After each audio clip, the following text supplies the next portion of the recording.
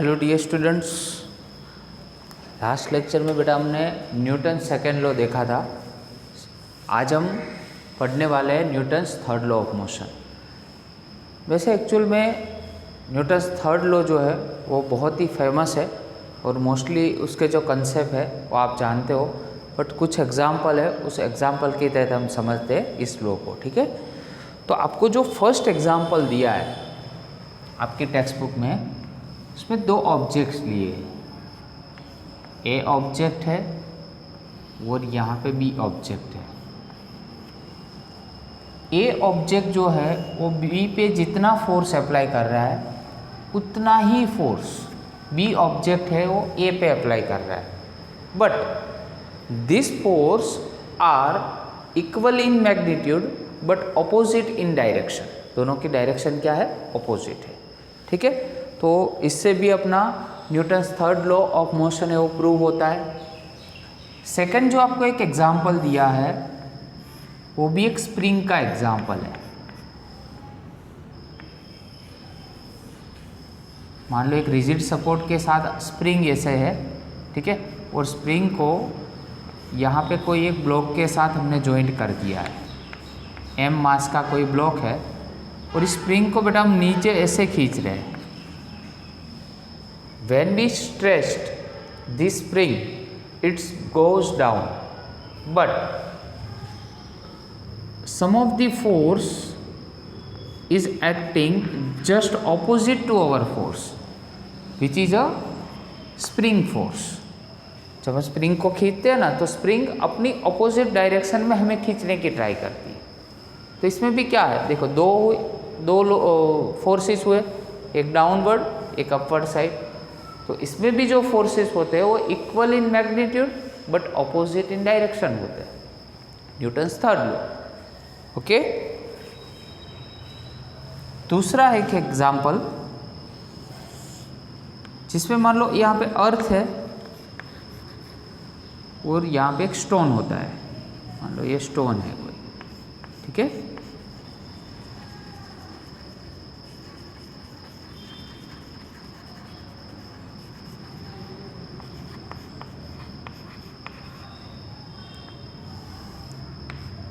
Stone नीचे गिर रहा है, ठीक है, ये जो अर्थ की डायरेक्शन है उस डायरेक्शन में, और आप जानते हो कि उसको वहाँ पे कौन सा ग्रेविटेशनल फोर्स होता है। ठीक है, ग्रेविटेशनल फोर्सेस की वजह से क्या, इट्स गोज डाउन, ये नीचे गिर रहा है।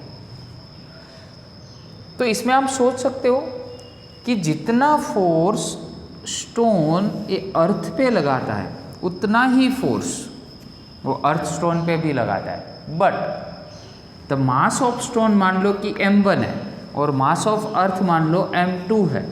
तो आप जानते हो स्टोन का मास है वो बहुत ही लेस है किसके कंपैरिजन में, अर्थ का मास के कंपैरिजन में, मतलब m2 के कंपैरिजन में बहुत ही ग्रेटर है।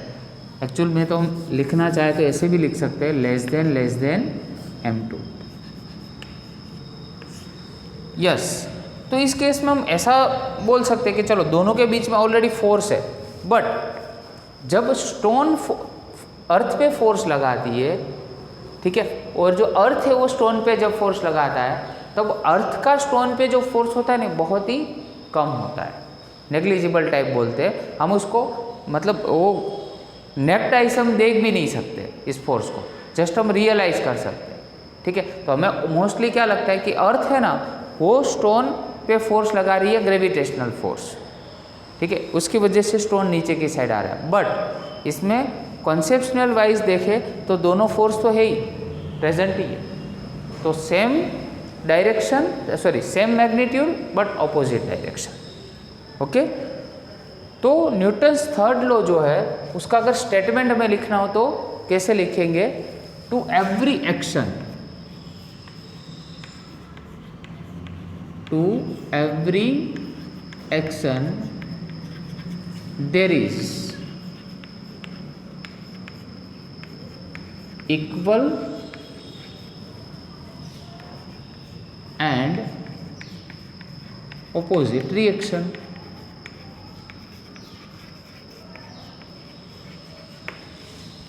To every action there is a equal and opposite reaction. Now the words we are using here, action and reaction, is what? It is a one kind of force. ठीक है, हम जब दीवार पे मुक्का मारते हैं, ठीक है, तो जितना फोर्स आपने अप्लाई किया है उतना ही फोर्स जो वॉल है वो अपने पे अप्लाई करेगी। उसमें पर फोर्स की डायरेक्शन बेटा क्या होती है? ऑपोजिट डायरेक्शन होती है। मैग्नीट्यूड इक्वल होता है बट डायरेक्शन दोनों में क्या होगी? मान लो कि डिफरेंट है, ऑपोजिट डायरेक्शन है, तो इस तरह से हम लो लिख सकते हैं। ठीक है, बट कुछ इसके इम्पोर्टेंट पॉइंट्स भी है, वो भी हमें नोट डाउन करने हैं। तो some important points,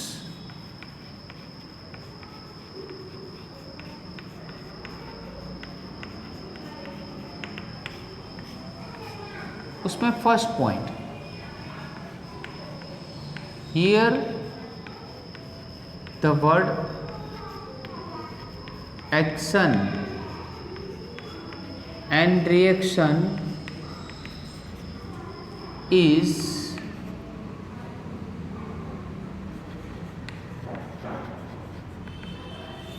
meaningful of forces, is related to the forces, ऐसे भी हम लिख सकते हैं।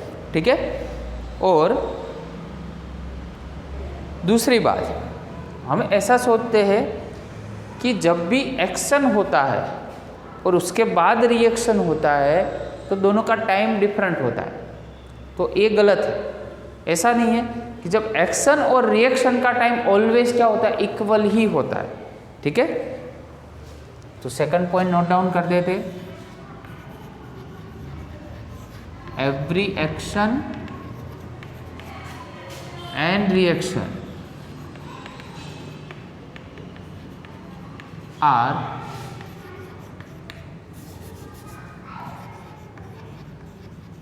always applied for the same time. There is no time difference between these two forces. Okay, और थर्ड तो वैसे जानते हो, दो ऑब्जेक्ट हमने लिया है तो force on A by B अगर लिखना हो तो एफ ए बी लिखेंगे वेक्टर के फॉर्म में, वैसे ही force on B by A लिखना हो तो एफ बी ए लिखेंगे। तो as per third law, Newton's third law क्या होगा? तो F A B is equal to minus F B A होगा। क्या होगा? Minus F B A. तो equal in magnitude but opposite in direction, opposite बोला इसलिए यहाँ पे क्या होगा बेटा? माइनस होगा। तो ये तीन पॉइंट्स जो है इंपॉर्टेंट पॉइंट्स, वो भी आपको ध्यान में रखना है। ठीक है, चलो अभी लेते हैं conservation of momentum. New topic है हमारा conservation of momentum.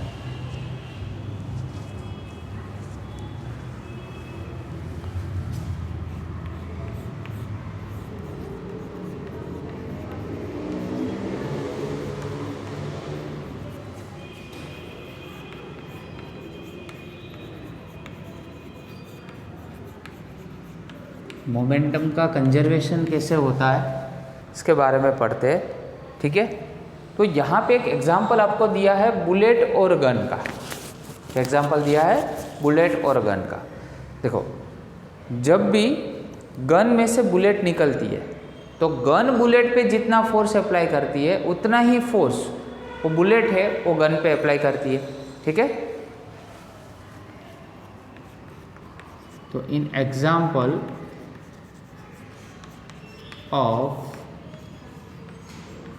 gun and bullet,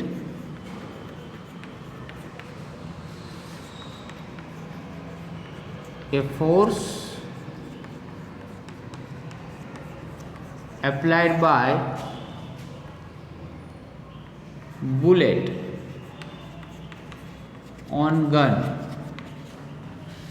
is equal and opposite to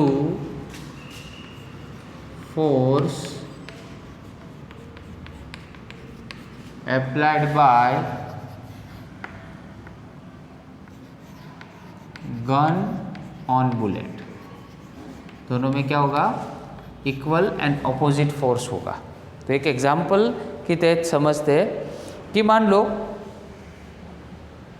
if the force on the bullet by the gun is F, if force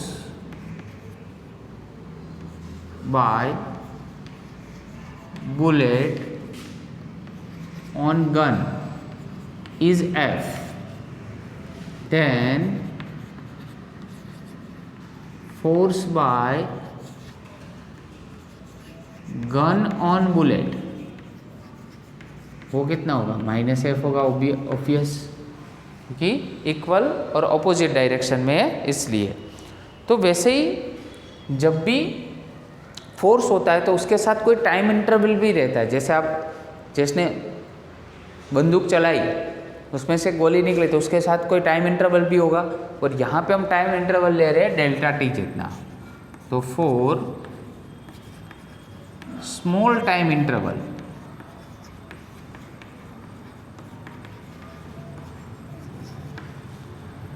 small time interval के लिए हमें क्या मिलेगा? It yields change in momentum, change in momentum. तो मान लो कि momentum है वो गन का pg है, ठीक है, और यहाँ पे बुलेट का है pb है, तो यहाँ पे भी माइनस रखना पड़ेगा, ठीक है, क्योंकि दोनों इक्वल और ऑपोजिट डायरेक्शन में भी होंगे। मोमेंटम का चेंज भी इक्वल और ऑपोजिट डायरेक्शन में भी होगा। तो ये जो pg है माइनस को इस साइड पे लेकर आओ तो pb हो जाएगा is equal to 0। That means क्या हुआ? पूरा मोमेंटम कंजर्व हो गया। इसका मीनिंग क्या हुआ? pg प्लस pb, मतलब पूरा अपने सिस्टम कौन सा गन का सिस्टम निकाला था, पूरे गन के सिस्टम का पूरा जो मोमेंटम था is equal to 0। That means constant हो गया, नो चेंज। तो ये जो लॉ है ना, इस लॉ को हम कंजर्वेशन ऑफ मोमेंटम बोलते हैं। क्लियर?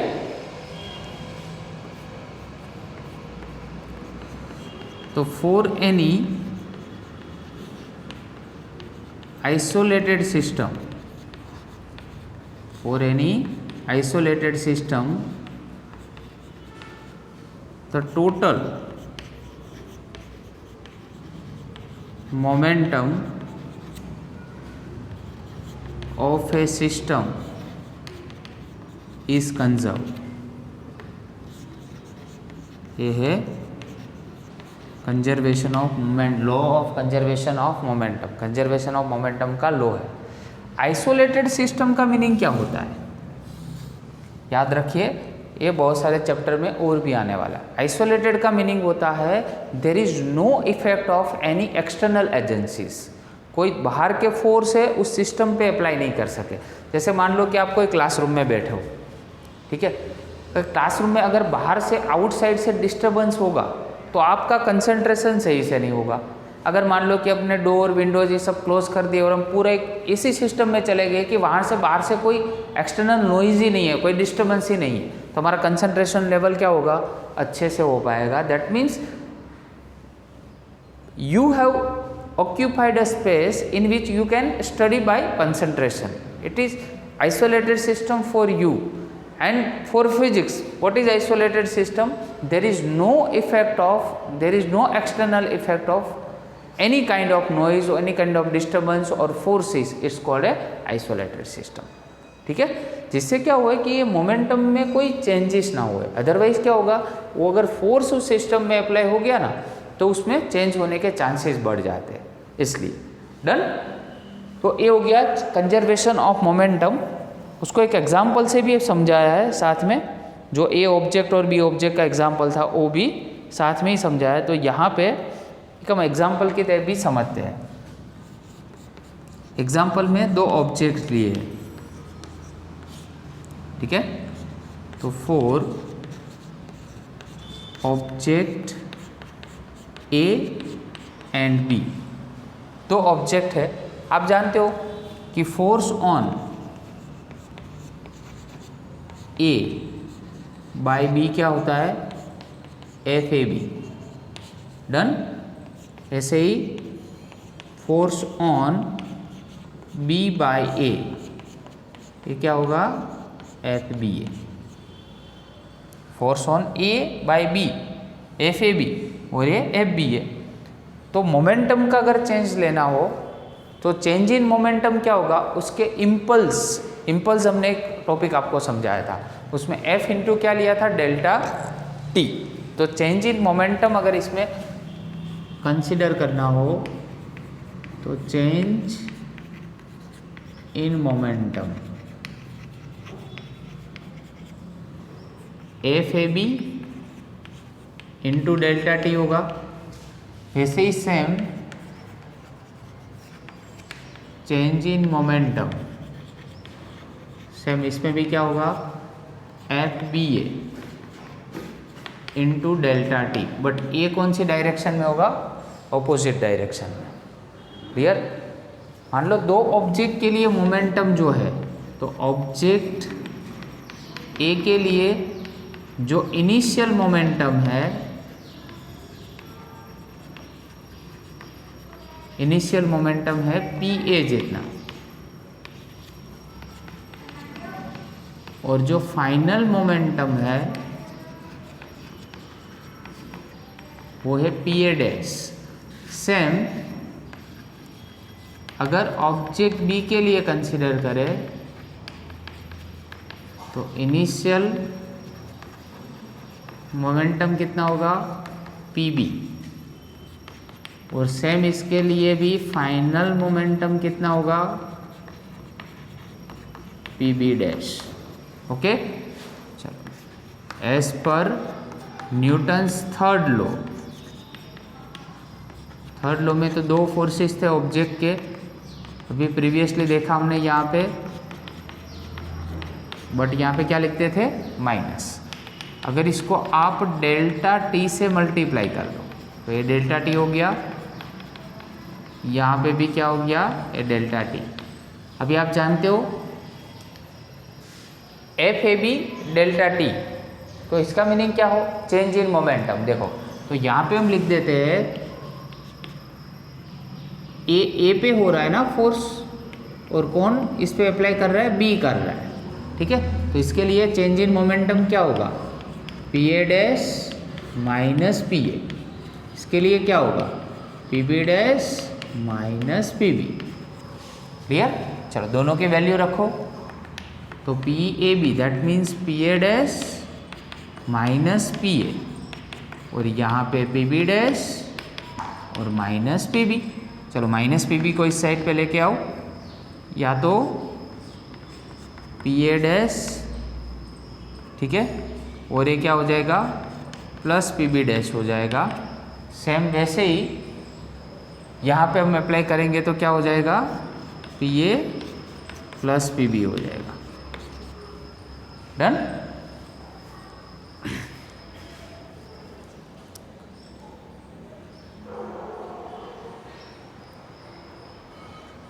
बट यहाँ पे याद रखो हमने कौन सी, यहाँ पे कौन सी साइन ली थी, ये नेगेटिव साइन ली थी, ठीक है। तो नेगेटिव साइन जब इसमें अप्लाई करेंगे, एक स्टेप और कर देते हैं, इससे क्या कंफ्यूजन ना हो, पी ए डैश और माइनस पी ए, तो माइनस पी बी डैश, तो minus minus plus P B, ठीक है। तो यहाँ पे बेटा हो जाएगा P A dash plus P B dash, और P A is equal to P B. देखो पूरा मोमेंटम कंजर्व हो गया। कैसे कंजर्व हो गया, तो ये कौन सा मोमेंटम है, फाइनल, ये कौन सा है, इनिशियल। तो जो इनिशियल था मोमेंटम वही फाइनल रह गया, दोनों को इक्वल हो गए, दैट मीन्स पूरा सिस्टम ही कंजर्व हो गया। तो यहाँ पे हमारा मोमेंटम है, तो इसको बोलते हैं law of conservation of momentum भी आप बोल सकते हो। Okay, thank you very much.